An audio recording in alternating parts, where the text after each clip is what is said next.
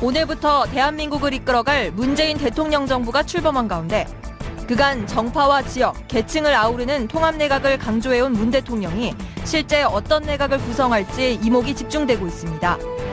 문 대통령은 오늘 오후 국무총리 후보자의 이낙연 전남지사를, 국정원장 후보자의 서훈 전 국정원 3차장을 지명한 상황, 또 비서실장에 임종석 전 통합민주당 의원을, 경호실장에 주영훈 전 경호실 안전본부장을 임명했습니다.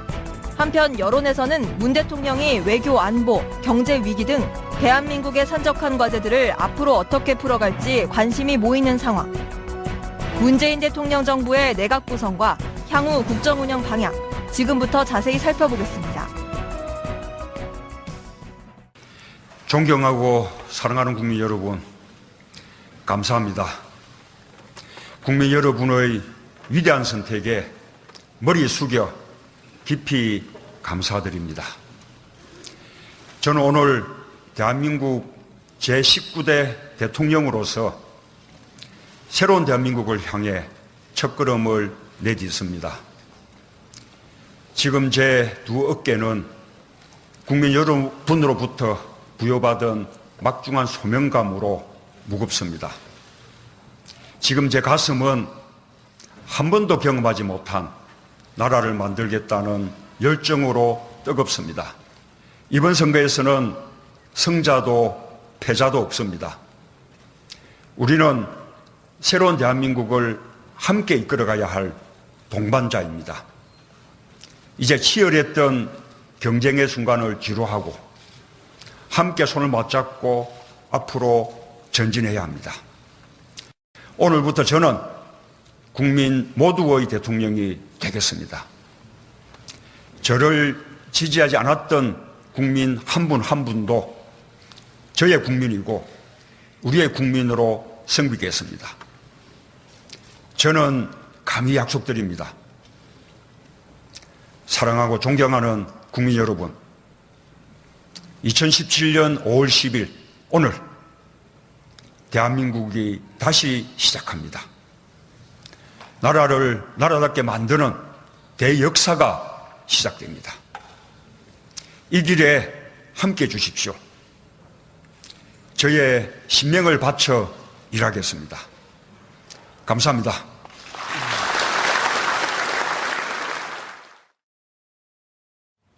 5월 10일 수요일 정봉주의 품격시대 두 번째 이슈 들어가겠습니다. 국민들이 정권교체를 선택했습니다. 문재인 대통령은 득표율 41.1%로 청와대에 들어가게 됐습니다. 이제부터 시작입니다. 인수위 없이 곧바로 임기가 시작된 문 대통령의 앞에는 풀어가야 할 과제들이 산적해 있습니다. 오늘 발표된 인사까지 함께 짚어보도록 하겠습니다. 고재열 시사인 기자 자리하고 계시고요. 장윤선 오마이TV 방송국장 함께하고 계십니다. 송국건 영남일보 서울취재본부장 자리 지키고 계시고요. 김대현 주간조선 기자 계속 함께하고 계십니다. 자, 임기 시작했어요. 고 기자님. 네. 이런 때 되면은 진짜 시켜줘도 안 할 것 같아요. 너무 이게 과제가 산적해갖고 어디서부터 이게 단추를 껴야 될지. 진짜 그냥 농담으로 여기 있는 분들 만약 대통령 오늘서부터 취임하십시오. 끔찍하지 않아요? 하고 싶어요, 다? 그러니까 이번 대선 때 그런 말들을 많이 했습니다. 이번에 되는 대통령은 독이든 성배를 마신다. 독이든 성배를 가지고 가는 것이죠. 아하. 그래서 이거 잘못 마시면 정말 독이 됩니다. 성배가 아니고 독약이 되는 것인데 이게 이제 독을 빼내는 것이 지금 대통령이 할 일이죠. 독을 빼내는 것이 할 일이기 때문에 오늘 첫 인사도 있었지만 인사 문제나 아까 이야기했던 그 국민 통합 문제 이런 부분을 잘 조절을 해서 독을 빼내야죠. 두 가지가 핵심인 것 같아요. 하나는 이제 안보 불안, 남북 관계와 관련해서 주도적으로 할 수 있는 기틀을 그러니까 선제적으로 해야 되는 역할로 잡은 것 같고요. 또 하나는 일자리 상황판 만들고 일자리에 대해서 직접 대통령이 챙기겠다고 했었는데 일자리 관련해서 직접적으로 챙기는 역할을 오늘 한 걸로 볼 때 그러니까 두 가지 경제와 안보 두 마리 토끼를 동시에 잡아보겠다 이런 전략적 과제를 표출한 거 아닌가 이런 생각이 좀 듭니다. 오늘 일자리 문제를 뭘 했어요? 일자리위원회를 만들어서 일자리 관련해서 챙기는 역할을 하겠다 이런 얘기가 나온 걸로 알고 있습니다. 대선 공약이었죠. 일자리위원회를 만들겠다는 공약인데 오늘 첫 업무 지시가 일자리위원회를 구성을 하라고 지시를 한 겁니다. 아하. 대통령이 위원장. 대통령이 위원장이고. 뭔가 지금 초창기에는 권위주의적인 과거의 정권들이 출범할 때 이벤트 중심의 스타트를 걸었잖아요. 뭔가 좀 그럴싸하게 전봇대 뽑고. 예? 예, 근데 그런 거에 비해서는 꽤 실무적으로, 실용적으로 가는 듯한 모습은 일단 첫날은 보이네요. 예, 그렇습니다. 노무현 전 대통령의 어떤 정치적 동지지 않습니까? 예. 노무현 전 대통령이 처음에 취임하면서부터 딱 했던 게 탈건의였습니다. 탈건의. 그리고 뭐 모든 정책도 그랬지만은 어쨌든 사람들 만나는 과정에서도 뭐 하다못해 참모들과 맞담배도 피웠다. 뭐 그런 말까지 나올 정도로 허심탄회하게 했고 예. 또 청와대 제가 그때 청와대를 출입했는데 춘추관 기자실을 자주 왔어요. 현직 노무현 대통령이. 대통령께서. 예. 예. 물론 그때 뭐 청와대 그 취재 시스템을 바꾸고 나서 출입 기자들이 청와대 출입을 비서동 출입을 금지시켰습니다. 그 전에 DJ에 와 있을 때는 하루에 2번씩 가서 비서동 취재를 했거든요. 비서동. 예, 비서동 그 청와대 안으로 들어갔어요. 예. 그런데 그걸 금지시키는 대신에 노무현 대통령이 자주 기자실로 왔죠. 현안이 있을 때마다. 그래서 그 자리에서 뭐 브리핑도 하고 본인이 브리핑도 하고. 직접. 예, 직접.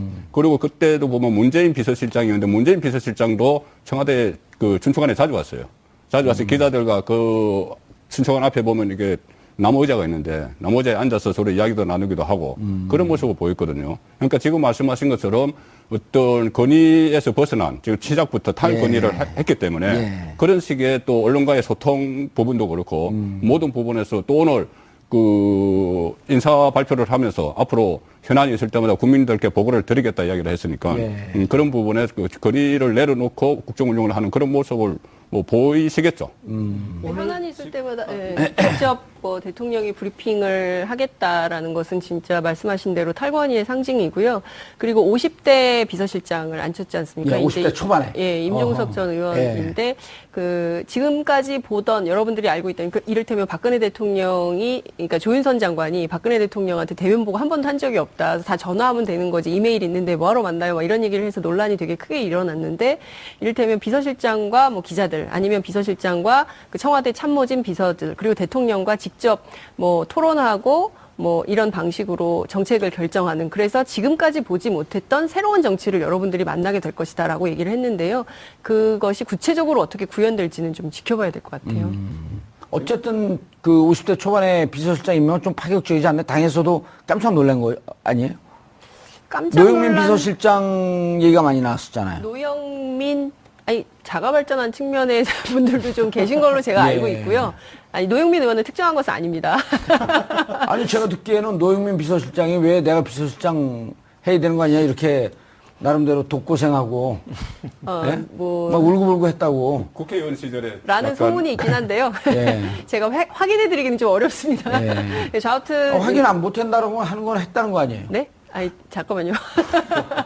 아니 나 아무튼. 울고불고 했다라고 하는 게 뭐 개인의 명예훼손이 아니고 지금 제가 드리고 있는 초점을 잘 이해하세요 좀. 네, 그러니까요. 논공 행상이 심하지 않냐 이런 얘기를 하는 거예요. 그것은 뭐 국회의원들이 이번 대선은 민주당 국회의원들이 2012년 대선하고는 비교할 수 없을 만큼 다들 헌신적으로 열심히 뛰었기 때문에 다들 내가 노력한 만큼 뭔가 보상이 있어야 되는 거 떡고물은 좀 있어야 되겠다. 아니냐라는 생각들은 하고 있는데 뭐 자리는 유한한 것이니까 그렇다고 해서 모두가 다 관료가 돼서 혹은 또 내각에 들어가서 일해야 되는 것은 또 아니지 않습니까? 예. 그래서 그 부분은 차치한다 하더라도 중요한 것은 새로운 청와대의 모습, 새로운 정치의 모습이라는 것이 구체적으로 발현될 때 그 모습을 가지고 국민들이 평가할 수 있는 예. 잣대가 생긴다 이렇게 볼 수 있겠죠. 고재열 기자님 이번에 당하고 같이 선거 운동을 했어요. 네. 그래서 이제 제가 농공행상 이 얘기 왜 하냐면 결국은 이 정권의 출범은 대통령께서 오늘 메시지를 뭐로 던졌냐. 통합의 의지를 보이고 이런 거 무척 중요합니다. 하지만 결국은 인사는 만사다. 그래서 그 인사를 잘해야 되는 거거든요. 네. 그런데 인사를 잘하려면 당이 협조를 해줘야 되는데 백의종군하겠다는 자세 그리고 이렇게 도왔고 대통령 정권 교체했으니 나는 본연의 국회의원직으로 돌아가야 되겠다는데 제가 오늘 전현직 의원도 8명 통화했거든요. 다 청와대 간대요. 내가 청와대가 대중목욕탕이냐. 다 거기 가서 목욕하게. 그러니까 인사에 담긴 포석을 봐야 될 것 같습니다. 지금은 어허. 사람 한 명 한 명보다 그 담긴 이제 좀 포석을 봐야 될 것 같은데 예, 일단은 노무현 전 대통령이 그런 얘기를 한 적이 있어요. 인사는 늘 손해나는 장사다. 왜냐하면 그 자리를 노린 사람 한 20명이 있는데 아. 한 명을 임명시키면 19명이 삐친다. 예. 그래서 늘 이렇게 인사를 하고 욕을 먹는 게 인사다. 이제 그런데 이번에는 이제 그 한 명 한 명보다 그 담기에 이제 함인데 제가 보니까 그 지금 오늘 구체화된 총리, 비서실장, 국정원장, 경호실장 좀 함의들이 있는 것 같습니다. 일단은 지금 총리 지명자인 이낙연 지사 같은 경우는 사실은 상당히 정무적인 분입니다. 그리고 어떻게 보면 유연한 분이죠. 그래서 이쪽 저쪽 이제 잘 어울리는 어떻게 보면은 정무수석 같은 역할을 해줄 수 있고 그리고 그 중간에서 지금 보면 이제 통합적인 역할을 할 때 거기서 사실은 국민 통합을 상징적으로 우리가 얘기하겠지만 현실적으로는 정당들과의 통합입니다. 거기에서 그 소통 창구로 좀 가장 적합하게 본 거. 물론 이 호남 지역에 대한 이제 배려도 있고 그러니까 여러 가지 것들을 했을 때 그리고 정말 본인이 아주 들떠서 올라온 게 오늘 이렇게 감지되잖아요. 네. 이제 그런 본인한테 미리 언질이 없었나요? 언지는 있었지만 이제 하도 이제 후보군이 많고 무슨 그 감사원장 출신 얘기도 나왔고 그 다음에 현직 국회의원 얘기도 나왔고 그러다 보니까 될까 안 될까 그 노심초사다 딱 되니까. 예. 그리고 큰 이제 어쨌든 깍둑깍둑 뛰어올랐나요? 큰 태클은 지금까지는 없는 것 같고 예. 그다음에 큰 태클. 네. 어허. 그리고 이제 비서실장 같은 경우도 어쨌든 이 아주 박원순 사람은 아니지만 그래도 서울시 정무부시장을 거쳤기 때문에 박원순계로 볼 수 있는 여지가 있는데 그러니까 같이 경선했던 다른 사람을 내가 와서 쓰고 그리고 가장 중요한 건 이제 비서실장의 연령이 20살 정도 확 낮춰진 거잖아요. 네, 그래서 청와대 비서실을 좀 이렇게 덜 권위적으로, 그러니까 비서실장이 이 50대 비서실장이면 이제 수석들도 나이나 이제 전반적으로 비서관 나이도 더 젊어질 것이고 예. 그것을 이제 좀 권위를 내려놓는다는 어떤 신호들로 봐야 될 것 같습니다. 그리고 그럴 수 있겠네요. 네. 그리고 이 국정원장 같은 경우는 이 정권 초기에 사실은 박근혜 전 대통령도 실제 일기 이 청와대와 장관족을 보면은 관료 출신이 상당히 많습니다. 네. 그런 이제 관료 출신이 주는 안정감이라는 게 있거든요. 아까 말씀하셨듯이 처음에 선거는 이 정치인들 중심으로 치르기 때문에 하마평이나 그런 자가발전하는 분들도 있고 그래서 정치인들이 오르내리다가 결국은 관료 출신들이 갖게 되는 경우가 많거든요. 그래서 그런 부분들 이제 좀 관료를 통해서 좀 안정감을 추구한다라는 그런 부분으로 좀 읽을 여지가 있지 않을까. 그리고 지금 경호실장은 좀 오래 같이 해보고 예. 그리고 노무현 전 대통령도 같이 모셨던 그런 분인데 그래서 이제 그런 이제 이런 사람들을 또 가까이서도 같이 한다 이런 여러 가지 사인을 다양한 이 본인을 지금 바라보는 그런 사람들이 준 거고 그리고 아직 지금 자리가 무궁무진하게 남아있지 않습니까? 예. 그래서 거기에 지금 계시는 분들도 지금 섭섭하고 그럴 지금 상황은 아닌 것 같아요. 그래서 차관급 이상이 7,000개라고 그러더라고요. 네, 계속 지금 이제 전화 기다리면서 나 이게 아니면 더 좋은 걸 주려나? 그렇게 지금 아직은 뭐 그렇게 기다릴 수 다음 있는 정권에 주려나? 시간인 것 같습니다. 저는 그 예. 권력의 속성은 예. 그 다 비슷하다고 봅니다. 어떤 점에서요? 이번 인사권이 이제 처음 이제 행사된 거죠. 행사하신 거죠, 대통령이. 예. 근데 여기서 실세와 허세, 그야말로 이 주도권을 장악하는 세력과 그렇지 않은 세력이 갈라지기 시작했다고 저는 이미 생각합니다. 그래요? 네, 그 후보 시절에 예. 비서실 라인을 장악하고 있던 세력들이 아무래도 이 정권에서 굉장히 힘을 발휘할 가능성이 높아졌다. 이렇게 좀 보여집니다. 일단은 그 이유는 임종석 비서실장이죠, 이제. 비서실장이 그러니까 후보 시절 비서실장이었고, 그리고 후보 시절에 부실장은 양정철 부실장이 했고, 그 다음에 그 밑에 수행, 일정, 메시지 팀을 이끌던 팀장급들은 다 대체로 제가 알기로는 청와대에 들어가는 걸로 돼 있습니다. 그럼 이분들이 청와대에 들어가서 명단 한번 좀 밝혀보시죠. 뭐 그럴 것으로 미루어 짐작하는 것이죠. 예, 예. 무언가 위험적 요소가 있으면 이런 걸 짚어보고 이런 걸 좀 피해가 되겠다라고 하는 걸 우리가 다 얘기를 해줘야 돼요. 근데 이제 이게 이제 위험적인 요소인 동시에 예. 권력의 속성이기 때문에 피해갈 수 없는 거죠.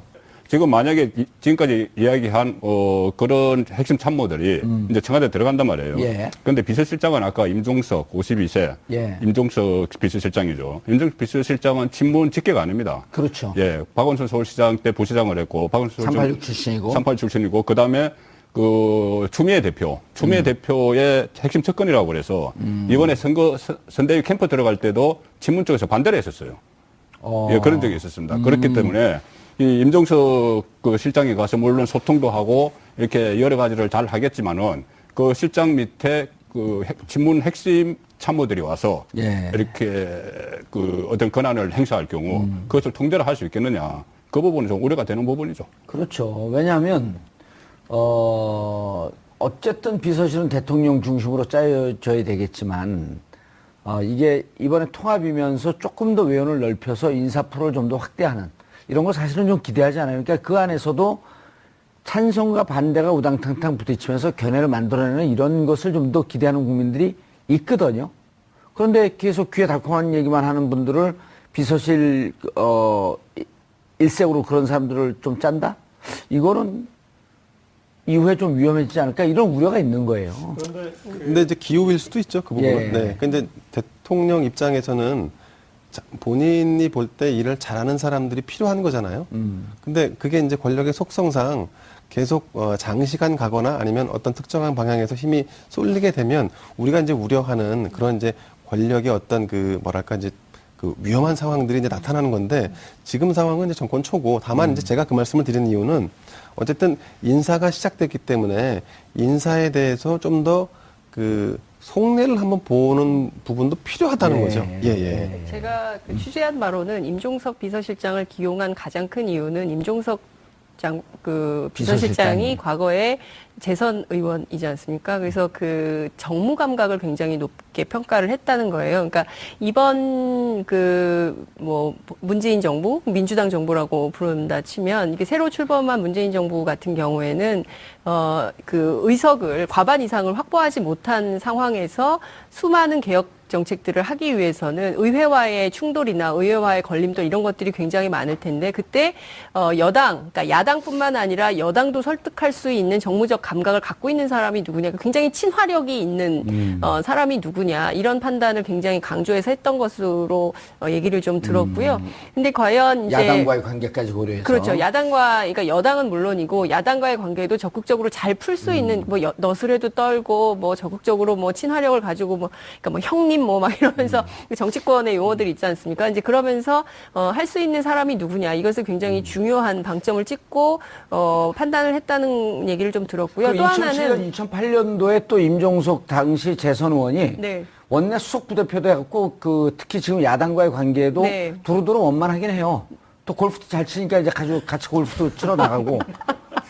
네, 저하튼 예. 다양한 능력을 갖고 계시네요. 골프도 예. 잘 치시고. 그런 두루두루 원만하고. 네, 그래서 이제 그런 관계, 그러니까 정무적인 역할을 누가 제일 잘할 수 있겠냐. 그리고 이제 아무래도 이제 젊은 사람이기 때문에 그 수석 비서관 회의 그리고 또 이제 전체 청와대 비서관 행정관들과의 관계 그리고 또 기자들과의 관계 여러 가지를 관계의 윤활유 이런 예. 차원에서 임종석 실장을 기용했다는 얘기를 제가 좀 들었고요. 그리고 이제 문재인 대통령의 경우에는 이번 인사를 하면서 굉장히 얘기를 많이 들었다 그래요. 그러니까 2012년만 하더라도 뭘 얘기를 하면 굉장히 끊고 화를 내고 받아들이지 않고 고집 부리고 이런 게 굉장히 많았는데 5년 뒤에 문재인 대통령은 그 후보부터 시작해서 지금까지 주변에서 하는 이야기를 캠프에서 하는 얘기를 굉장히 많이 수용적 태도로 변화했다. 이런 얘기를 제가 취재를 통해서 확인 좀 했습니다. 예. 고정 기자님. 들어오려고 그러다가 지금 3번을 놓쳤어요. 아니 제가 못 봤어요. 다른 전문가분들하고 이렇게 방송할 때는 이런 불편함이 없었는데 같은 기자들하고 하니까 왜냐면 다 현장 취재 기자들이거든요. 혹은 데스크 기자고. 그래서 치고 들어가기 힘든데 네 번째 성공했습니다. 네, 그런 고민이 있을 것 같습니다. 지금 문재인 대통령은 네. 이를테면 지금 양정철 부실장 같은 경우에 안 쓴다고 했을 때 사람들이 그럼 믿어줄까? 여전히 아무리 쓰고 있는데. 예, 그러니까 지금 이제 청와대에 같이 들어가지 않는다고 해서 양정철의 이름이 지워질까? 그런 고민도 할 것 같아요. 그러니까 흔히 말하는 지금 광흥창 팀으로 얘기하는 이 소장파 비서진들이 또 실세 그룹이 되지 않을까? 이제 그런 고민인 것 같지 않습니까? 심지어 우리가 이 삼철 얘기하면서 이호철 같은 경우에는 그 얘기에 안 듣게 하기 위해서 부산에서 올라오지 않고 있어도 계속 이름은 나오죠. 우리는 이렇게 얘기를 할 정도로 그래서 그럴 바에야 그리고 사실은 지금 어떤 이 대통령은 연기자입니다. 그러니까 연출자들이 있어야 되고 그 연출부에서 연출한 것들을 잘 수행하는 것이 사실은 좋은 예, 대통령이 맞습니다. 되는 지름길입니다. 그런데 지금 대선 과정에서 그 연출부의 핵심이지 않습니까? 양정철 부실장. 그 연출이 그렇게 빠지면 어떻게 보면 기조가 흔들리는 것일 수도 있어요. 그러니까 그 기조를 바꾼다라면은 모르겠지만 사실은 그리고 2012년에 지난 이제 대선 캠프에서 그런 이제 이 친문 그룹에 대한 비토 때문에 캠프를 다시 짰다가 캠프가 유연성을 잃고 어떤 집중력을 잃고 흔들렸던 적이 있어요. 그래서 이제 그런 것들이 있기 때문에 좀 복합적으로 좀 고민하는 부분이 있지 않을까 싶습니다. 또 하나는 호남이라는 지역적 고려와 배려도 상당히 신경을 쓴 인사라고 보여지는데요. 그렇죠. 이낙연 지사도 마찬가지고, 이낙연 총리. 예, 이낙연 총리도 마찬가지고, 임종석 실장도 전북이죠. 전북이죠. 그러니까 예. 둘 다 호남 출신을 기용을 해서 그동안 이제 호남 지역에서 나왔던 인사차별, 뭐 호남 지역차별, 뭐 이런 것들을 불식하기 위한 시도가 있는 것 같고요. 민정수석, 인사수석도 뭐 조국 교수는 부산 출신이고, 예. 이제 조현옥 교수는 서울 출신이고, 그러니까 이른바 지역 안배에 대해서도 초반에 상당히 신경을 썼다. 이런 아니, 평가가 저는 가능할 어제 것 같습니다. 광화문에서 현장의 그림을 보면서 네. 걱정이 됐던 게 최성은 호남, 안희정은 충남. 그리고 이제 나머지 분들은요. 이재명 영남, 그 다음에 김부겸 영남, 박영선 영남, 추미애 영남. 박영선 안 올라왔었네요. 추미애 영남, 대통령 영남. 영남 일세로 쫙 깔려 있어요. 그래서 사회자 박주민은 서울. 예, 사회자 박주민은 서울. 거지갑. 고시열 기자고. 일반인 시선하고 다르시네요. 이렇게 일반인들은 이제 그분을 현직이 보이는데 말풍선처럼 이렇게 호남, 영남, 예, 충남. 저는 음모론에 능하잖아요. 그런데 이번에 대선에 출마한 5 후보 중에서 심상정 후보 제외하고 전부 영남이었거든요. 다 영남이었죠. 예. 네, 전부 영남인데 이것은 그러니까 그 호남에서는 호남의 진보 유권자들은 그 진보 대선 주자로 나선 분을 2번이나 직접적으로 밀어서 대통령 만들었습니다. 그렇죠. 노무현, 문재인 2번을 만들었는데 저는 그런 생각을 했습니다. 가령 민주당 계열에서 그 호남 출신. 그러니까 그 보수당 계열에서 보수당에서 자유한국당 같은 데서 예. 호남 출신의 대표로 돼서 대선에 출마를 했으면은 예. 후보가 돼서 영남이 그렇게 밀까? 그 부분은 제가 근데 어쨌든 이번 아무도 대선에서 관심 안 갖는 독특한 아이디어를 내셨네. 영남을 보니까요. 예, 영남일보. 어쨌든 이번 대선은 아까도 잠깐 이야기가 나왔지만은 예. 그 지역 구도가 굉장히 줄어들었습니다. 줄어들었고 맞습니다. 특히 작년 총선 때 영남에서 그 민주당 후보가 5명. 부산 5명, 경남 3명, 예. 대구 2명. 물론 홍일학 후보는 나중에 사퇴를 했지만은 예. 그 10명의 후보로 저 당선자를 냈어요. 그 새누리당도 호남에서 2사람, 이정현, 정운천 2사람 나왔죠. 그렇기 때문에 그때부터 이런 그 조짐이 보였고 이번 대선을 통해서는 그것이 좀 굳어져가는 그 지역 구도가 좀 희석돼가는 예. 그런 뭐 결과가 나왔죠. 아니, 아까 그 얘기할 거 조금 놓쳤는데 그래서 그 이번 투표 결과에 대해서 지금 이제 뭐 인사 얘기하다가 다시 이제 결과로 가서 부산의 약진. 울산은 이제 그 과거에 노조운동이 활성화되어 있기 때문에 울산이 일정 정도 치고 올라오는 건 이해가 됐지만 부산 같은 경우는 이겼어요.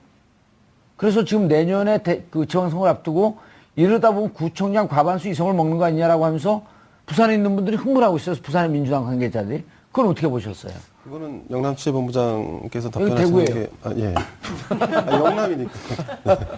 예. 부산 그 약진 특히 의미 있지 않나요? 부산에 지금 원외 지구당 위원장들이 진짜 흥분하고 한 서너 명이 전화 와갖고 이러면 이제 뭐 3년 뒤에 국회의원 된다 그래서 제가 한마디 했죠. 그땐 너 공천 안 한다. 왜냐면 외부 인사들이 너무 많이 들어와서. 저도 이번에 그 선거 끝나고 나서 그 부산에 있는 원외위원장도 몇 분 알고요.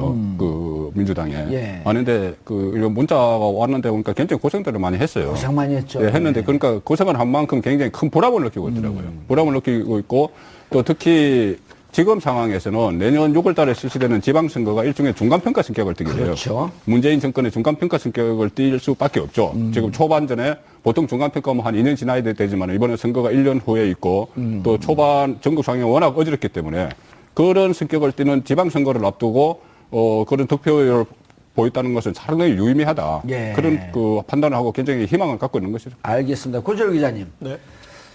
이제 이 내부에서 전략 사이드에 있는 분들이 이런 분석을 하는 분들도 계세요. 지금, 아까 이제 우리가 개혁이냐 통합이냐 이 얘기를 하다가 자칫 잘못해서 지금 그 과반수도 차지하지 못하고 있는데 개혁 드라이브로 세게 걸었다가 시작도 못하고 좌초하게 되면 5년 내내 레임덕에 걸린다. 그러면서 내년 지방선거에서의 건승 이걸 위해서 지금은 좀 엎드려 있을 때다. 통합을 강조할 때다.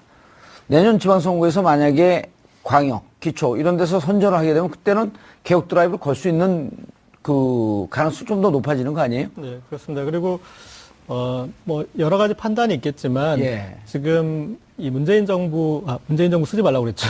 민주당 정부, 민주당 정부의 입장에서는 현재와 같은 다당제 구도가 유리할 수 있을 것 같습니다. 어허. 네, 어떤 의미에서요? 무리한 정계 개편을 한다면 그러면 보수 결집을 또 한 번 추동해서 다시 보수와 1대1 구도가 형성되고 그럴 때는 심판받는 쪽 그러니까 중간 평가를 받는 쪽이 불리해집니다. 불리해지죠. 예. 예. 그런데 차라리 다당제 구도에서 이 지방선거를 치르고 그리고 지난 총선에서 느꼈던 건 뭐냐면 다당제 구도에서 오히려 호남을 기반으로 했던 이 국민의당이 수도권에서 중간을 잠식해줘서 오히려 새누리당 후보와 싸우는데 유리하게 만들어준 측면이 있거든요. 네, 그래서 일단은 이쪽 표가 갈린다라고 생각했는데 중도 성향에 몰릴 수 있는 그러니까 보수 쪽에 쏠려 있는 중도 성향 표도 또 중간으로 가져온 집단이 생겼을 때 오히려 더 유리하다. 유리할 수도 있어서 그래서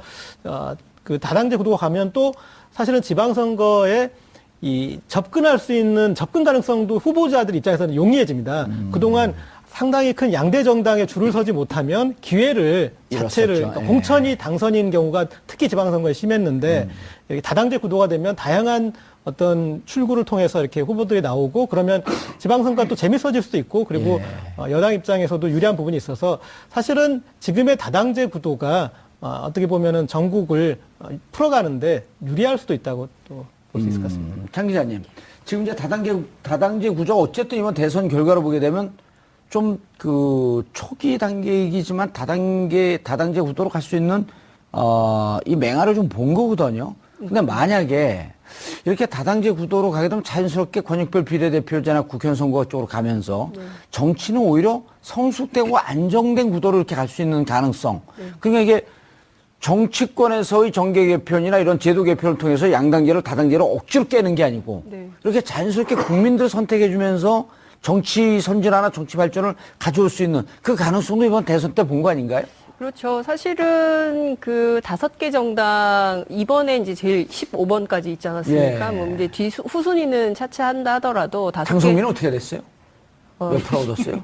제가 0.2% 이하로는 제가 보질 않아가지고 잘 모르겠습니다. 9등인가 한 걸로 알고 네, 있어요. 9등인가. 자기가 진행했던 프로그램 시청률만도 안 나왔네.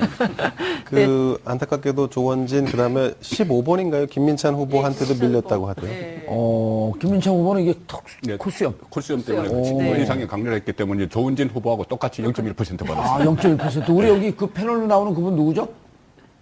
최영일. 최용일. 네네. 요즘 최용일. 면도하셨습니다. 그분하고 비슷하게 보이지 않으려고. 그건 잘 모르겠지만 하여튼 면도하셨습니다. 예. 어쨌든 그 다당제의 그 맹아를 틔웠다 이런 말씀 주셨는데요. 그런 측면에서 보면 국민들의 선택권을 크게 확장한 측면은 있었는데 예. 과연 이 구도가 계속 갈 것인가에 대해서는 전 좀 의문입니다. 그러니까 이를테면 저는 그 국민의당과 그리고 바른정당이 내년 지방선거를 앞두고 이 상태를 계속 유지할 것이냐 아니면 새로운 선택을 할 것이냐 저는 지금부터 아마 치열한 그 논의가 들어갈 것 같고요. 경우에 따라서는 이합집산의 가능성도 있기 때문에 결과적으로는 큰 틀에서는 3분할 구도가 되지 않을까. 정의당은 계속 뭐 진보정당의 가치 노선 이런 게 있으니까 유지된다 하더라도 예, 국민의당과 바른정당이 계속 이 상태로 유지할 수 있을까에 대해서는 의문이기 때문에 저도 장 기자님 말씀에 일정 부분 동의합니다. 예. 그 한 말씀 더 드리자면 잠깐만. 예. 간단하게 끝내주시죠. 그 지금 현재 진행되고 있는 청와대 인사가 메시지가 분명한 인사로 그나마 잘 진행되고 있다. 이렇게 생각합니다. 예. 그 이유는 제가 더 설명을 드리고 싶은데 시간이 없는 관계로 예. 다음 시간에 한 번 더 다음에 또 설명드리겠습니다. 출연하려고 좀 밑밥 놓는 거죠.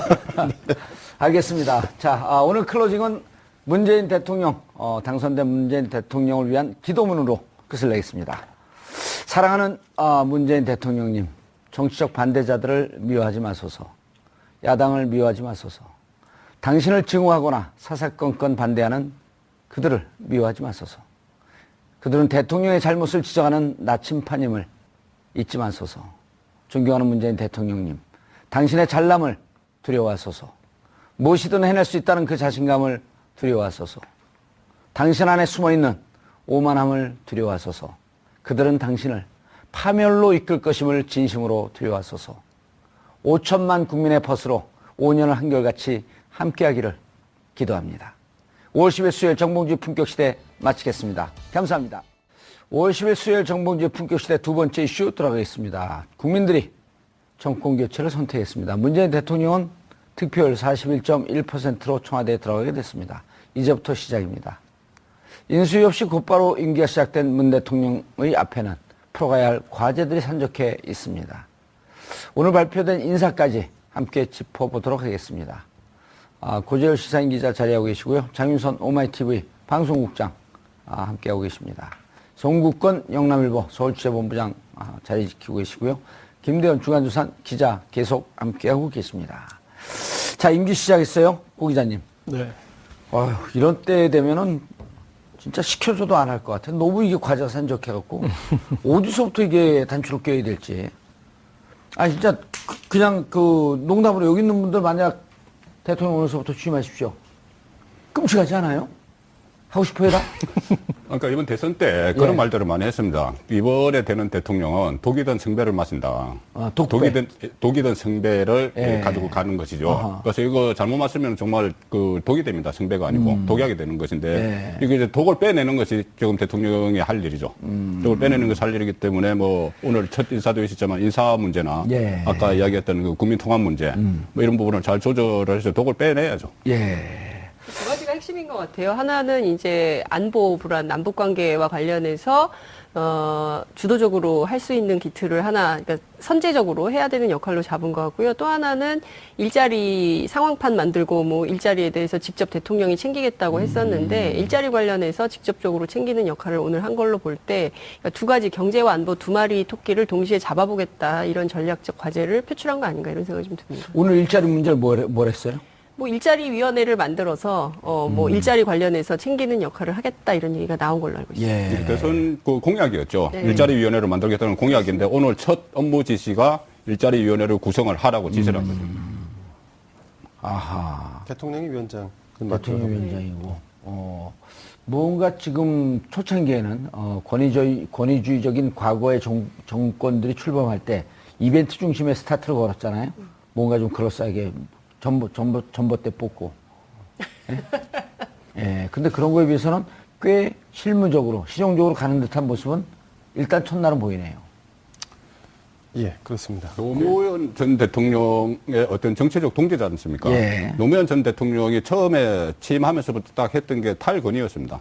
탈건의. 그리고 모든 정책도 그랬지만은 어쨌든 사람들 만나는 과정에서 오늘부터 대한민국을 이끌어갈 문재인 대통령 정부가 출범한 가운데 그간 정파와 지역, 계층을 아우르는 통합내각을 강조해온 문 대통령이 실제 어떤 내각을 구성할지 이목이 집중되고 있습니다. 문 대통령은 오늘 오후 국무총리 후보자의 이낙연 전남지사를, 국정원장 후보자의 서훈 전 국정원 3차장을 지명한 상황, 또 비서실장에 임종석 전 통합민주당 의원을, 경호실장에 주영훈 전 경호실 안전본부장을 임명했습니다. 한편 여론에서는 문 대통령이 외교 안보, 경제 위기 등 대한민국의 산적한 과제들을 앞으로 어떻게 풀어갈지 관심이 모이는 상황. 문재인 대통령 정부의 내각 구성과 향후 국정 운영 방향, 지금부터 자세히 살펴보겠습니다. 존경하고 사랑하는 국민 여러분, 감사합니다. 국민 여러분의 위대한 선택에 머리 숙여 깊이 감사드립니다. 저는 오늘 대한민국 제19대 대통령으로서 새로운 대한민국을 향해 첫걸음을 내딛습니다. 지금 제 두 어깨는 국민 여러분으로부터 부여받은 막중한 소명감으로 무겁습니다. 지금 제 가슴은 한 번도 경험하지 못한 나라를 만들겠다는 열정으로 뜨겁습니다. 이번 선거에서는 승자도 패자도 없습니다. 우리는 새로운 대한민국을 함께 이끌어가야 할 동반자입니다. 이제 치열했던 경쟁의 순간을 뒤로하고 함께 손을 맞잡고 앞으로 전진해야 합니다. 오늘부터 저는 국민 모두의 대통령이 되겠습니다. 저를 지지하지 않았던 국민 한 분 한 분도 저의 국민이고 우리의 국민으로 섬기겠습니다. 저는 감히 약속드립니다. 사랑하고 존경하는 국민 여러분, 2017년 5월 10일 오늘 대한민국이 다시 시작합니다. 나라를 나라답게 만드는 대역사가 시작됩니다. 이 길에 함께 해 주십시오.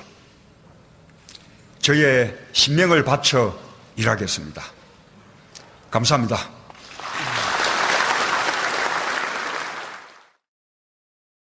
하지 않냐 이런 얘기를 하는 거예요. 그것은 뭐 국회의원들이 이번 대선은 민주당 국회의원들이 2012년 대선하고는 비교할 수 없을 만큼 다들 헌신적으로 열심히 뛰었기 때문에 다들 내가 노력한 만큼 뭔가 보상이 있어야 되는 거 아니냐 좀 있어야 되겠다. 라는 생각들은 하고 있는데 뭐 자리는 유한한 것이니까 그렇다고 해서 모두가 다 관료가 돼서 혹은 또 내각에 들어가서 일해야 되는 것은 또 아니지 않습니까? 예. 그래서 그 부분은 차치한다 하더라도 중요한 것은 새로운 청와대의 모습, 새로운 정치의 모습이라는 것이 구체적으로 발현될 때 그 모습을 가지고 국민들이 평가할 수 있는 예. 잣대가 생긴다 이렇게 볼 수 있겠죠. 고재열 기자님 이번에 당하고 같이 선거운동을 했어요. 네. 그래서 이제 제가 농공에서 이 얘기를 왜 하냐면 결국은 이 정권의 출범은 대통령께서 오늘 메시지를 뭐를 던졌냐. 통합의 의지를 보이고 이런 거 무척 중요합니다. 하지만 결국은 인사는 만사다. 그래서 그 인사를 잘해야 되는 거거든요. 네. 그런데 인사를 잘하려면 당이 협조를 해줘야 되는데 백의종군하겠다는 자세 그리고 이렇게 도왔고 대통령 정권 교체했으니 나는 본연의 국회의원직으로 돌아가야 되겠다는데 제가 오늘 전현직 의원도 8명 통화했거든요. 다 청와대 간대요. 내가 청와대가 대중목욕탕이냐. 다 거기 가서 목욕하게. 그러니까 인사에 담긴 포석을 봐야 될 것 같습니다. 지금은 어허. 사람 한 명 한 명보다 그 담긴 이제 좀 포석을 봐야 될 것 같은데 일단은 노무현 전 대통령이 그런 얘기를 한 적이 있어요. 인사는 늘 손해나는 장사다. 왜냐하면 그 자리를 노린 사람 한 20명이 있는데 한 명을 임명시키면 19명이 삐친다. 예. 그래서 늘 이렇게 인사를 하고 욕을 먹는 게 인사다. 이제 그런데 이번에는 이제 그 한 명 한 명보다 그 담긴 이제 함인데 제가 보니까 그 지금 오늘 구체화된 총리, 비서실장, 국정원장, 경호실장 좀 함의들이 있는 것 같습니다. 일단은 지금 총리 지명자인 이낙연 지사 같은 경우는 사실은 상당히 정무적인 분입니다. 그리고 어떻게 보면 유연한 분이죠. 그래서 이쪽 저쪽 이제 잘 어울리는 어떻게 보면은 정무수석 같은 역할을 해줄 수 있고 그리고 그 중간에서 지금 보면 이제 통합적인 역할을 할 때 거기서 사실은 국민 통합을 상징적으로 우리가 얘기하겠지만 현실적으로는 정당들과의 통합입니다. 거기에서 그 소통 창구로 좀 가장 적합하게 본 거. 물론 이 호남 지역에 대한 이제 배려도 있고 그러니까 여러 가지 것들을 했을 때 그리고 정말 본인이 아주 들떠서 올라온 게 오늘 이렇게 감지되잖아요. 네. 이제 그런 본인한테 미리 언질이 없었네. 언지는 있었지만 이제 하도 이제 후보군이 많고 무슨 그 감사원장 출신 얘기도 나왔고 그 다음에 현직 국회의원 얘기도 나왔고 그러다 보니까 될까 안 될까 그 노심초사하다가 딱 되니까. 예. 그리고 큰 이제 어쨌든 큰 태클은 지금까지는 없는 것 같고 예. 그다음에 큰 태클. 네. 어허. 그리고 이제 비서실장 같은 경우도 어쨌든 이 아주 박원순 사람은 아니지만 그래도 서울시 정무부 시장을 거쳤기 때문에 박원순계로 볼 수 있는 여지가 있는데 그러니까 같이 경선했던 다른 사람을 내가 와서 쓰고 그리고 가장 중요한 건 이제 비서실장의 연령이 20살 정도 확 낮춰진 거잖아요. 네, 그래서 청와대 비서실을 좀 이렇게 덜 권위적으로, 그러니까 비서실장이 이 50대 비서실장이면 이제 수석들도 나이나 이제 전반적으로 비서관 나이도 더 젊어질 것이고 예. 그것을 이제 좀 권위를 내려놓는다는 어떤 신호들로 봐야 될 것 같습니다. 그리고 그럴 수 있겠네요. 네. 그리고 이 국정원장 같은 경우는 이 정권 초기에 사실은 박근혜 전 대통령도 실제 일기 이 청와대와 장관족을 보면은 관료 출신이 상당히 많습니다. 네. 그런 이제 관료 출신이 주는 안정감이라는 게 있거든요. 아까 말씀하셨듯이 처음에 선거는 이 정치인들 중심으로 치르기 때문에 하마평이나 그런 자가 발전하는 분들도 있고 그래서 정치인들이 오르내리다가 결국은 관료 출신들이 갖게 되는 경우가 많거든요. 그래서 그런 부분들 이제 좀 관료를 통해서 좀 안정감을 추구한다라는 그런 부분으로 좀 읽을 여지가 있지 않을까. 그리고 지금 경호실장은 좀 오래 같이 해보고 그리고 노무현 전 대통령도 같이 모셨던 그런 분인데 그래서 이제 그런 이제 이런 사람들을 또 가까이서도 같이 한다 이런 여러 가지 사인을 다양한 이 본인을 지금 바라보는 그런 사람들의 준 거고 그리고 아직 지금 자리가 무궁무진하게 남아있지 않습니까? 그래서 거기에 지금 계시는 분들도 지금 섭섭하고 그럴 지금 상황은 아닌 것 같아요. 그래서 차관급 이상이 7,000개라고 그러더라고요. 네, 계속 지금 이제 전화 기다리면서 나 이게 아니면 더 좋은 걸 주려나? 그렇게 지금 아직은 뭐 그렇게 기다릴 수 다음 있는 정권에 주려나? 시간인 것 같습니다. 저는 그 권력의 속성은 그 다 비슷하다고 봅니다. 어떤 점에서요? 이번 인사권이 이제 처음 이제 행사된 거죠. 행사하신 거죠, 대통령이. 근데 여기서 실세와 허세, 그야말로 이 주도권을 장악하는 세력과 그렇지 않은 세력이 갈라지기 시작했다고 저는 이미 생각합니다. 그래요? 네. 후보 시절에 비서실 라인을 장악하고 있던 세력들이 아무래도 이 정권에서 굉장히 힘을 발휘할 가능성이 높아졌다. 이렇게 좀 보여집니다. 일단은 그 이유는 임종석 비서실장이죠, 이제. 비서실장이 그러니까 후보 시절 비서실장이었고, 그리고 저도, 뭐, 하다못해 참모들과 맞담배도 피웠다. 뭐 그런 말까지 나올 정도로 허심탄회하게 했고, 또 청와대, 제가 그때 청와대를 출입했는데, 춘추관 기자실을 자주 왔어요. 현직 대통령이. 대통령께서. 물론 그때 뭐 청와대 지대 시스템을 바꾸고 나서 출입 기자들이 청와대 출입을, 비서동 출입을 금지시켰습니다. 그 전에 DJ에 와 있었던 하루에 2번씩 가서 비서동 취재를 했거든요. 비서동? 비서동. 그 청와대 안으로 들어갔어요. 그런데 그걸 금지시키는 대신에 노무현 대통령이 자주 기자실로 왔죠. 현안이 있을 때마다. 그래서 그 자리에서 뭐 브리핑도 하고 본인이 브리핑도 하고. 직접. 직접. 그리고 그때도 보면 문재인 비서실장이었는데 문재인 비서실장도 청와대 춘추관에 자주 왔어요. 자주 와서 기자들과 춘추관 앞에 보면 이게 나무 의자가 있는데 나무 의자에 앉아서 서로 이야기도 나누기도 하고 그런 모습을 보였거든요. 그러니까 지금 말씀하신 것처럼 어떤 권위에서 벗어난 지금 시작부터 탈 권위를 했기 때문에 그런 식의 또 언론과의 소통 부분도 그렇고 모든 부분에서 또 오늘 인사 발표를 하면서 앞으로 현안이 있을 때마다 국민들께 보고를 드리겠다 이야기를 했으니까 그런 부분에 권위를 내려놓고 국정 운영을 하는 그런 모습을 뭐 보이시겠죠. 현안이 있을 때마다 직접 뭐 대통령이 브리핑을 하겠다라는 것은 진짜 말씀하신 대로 탈권위의 상징이고요. 그리고 50대 비서실장을 앉혔지 않습니까? 50대 초반에.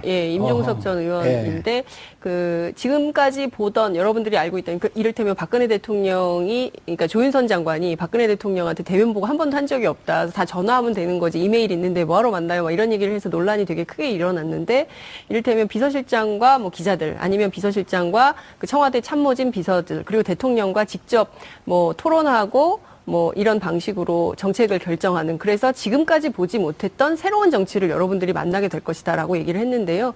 그것이 구체적으로 어떻게 구현될지는 좀 지켜봐야 될 것 같아요. 어쨌든 그 50대 초반에 비서실장 임명은 좀 파격적이지 않나요? 당에서도 깜짝 놀란 거 아니에요?